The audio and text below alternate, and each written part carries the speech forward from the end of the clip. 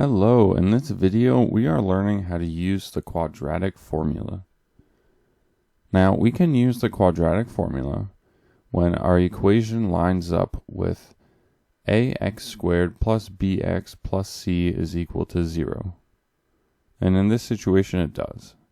Now if you've never seen the quadratic formula before, it looks like this. It's going to give us two answers, a positive and a negative. That's why we have x1 and 2. And it'll be negative b plus or minus square root of b squared minus 4ac all over 2a. Now in this equation, our a value would be 2, our b value would be 3, and our c value would be negative 2. Now if we were to plug this in, we would plug in our b value, so 3, we'd have negative 3 plus or minus 3 squared minus 4 times our a value, which is 2, times 2, times our c value, which is negative 2. And that is all over 2 times our a value, again, which is 2. Now we're first going to simplify the inside of the square. So our 4 times 2 times negative 2 would simplify down to a positive 16 because our 4 is negative. So we'd have square root of 3 squared plus 16.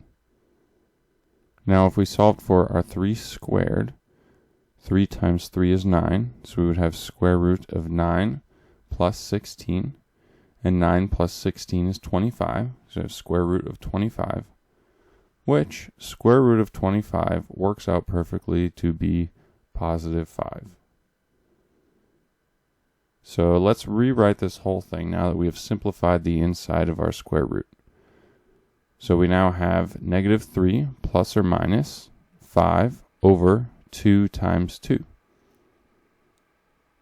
Now this is where we are going to get two different answers because of our plus or minus. We can have a negative 3 plus 5 over 2 times 2, or a negative 3 minus 5 over our 2 times 2. So let's solve for both of these. The left one, negative 3 plus 5, we would end up with a positive 2 over 2 times 2, which is 4. We have 2 over 4, which simplified would be 1/2. Now our right side, negative 3 minus 5, would be negative 8 over 2 times 2, which is 4. We'd have negative 8 over 4, which would simplify to a negative 2. So by using the quadratic formula, we found out that the answer for x can either be 1/2 or negative 2, and that would set our value equal to 0. So in this video, we learned how to use the quadratic formula and when we can use it. If you have any questions, please comment down below. Otherwise, if this video was useful for you, please like and subscribe. Thank you for watching.